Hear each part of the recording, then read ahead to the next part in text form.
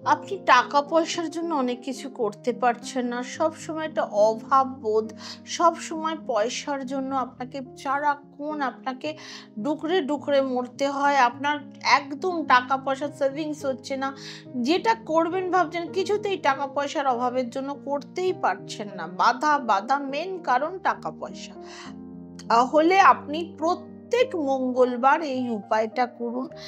কমেন্টে যারা দেখছেন প্রত্যেকে জয় হনুমানজি লিখে যান এবং উপায়টা হলো আপনারা ৫টা লবঙ্গ নেবেন, একটা কর্পূর এবং একটা ছোট এলাচ। প্রতি মঙ্গলবার হনুমানজির সামনে আপনারা আরতি করুন, করে সেটা সমস্ত ঘরে দেখানোর চেষ্টা করুন এবং অর্থের মনস্কামনা জানান, আপনার অসুবিধার কথা জানান।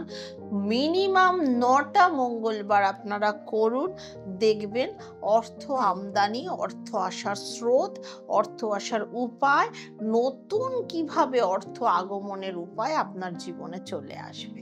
ওম শান্তি।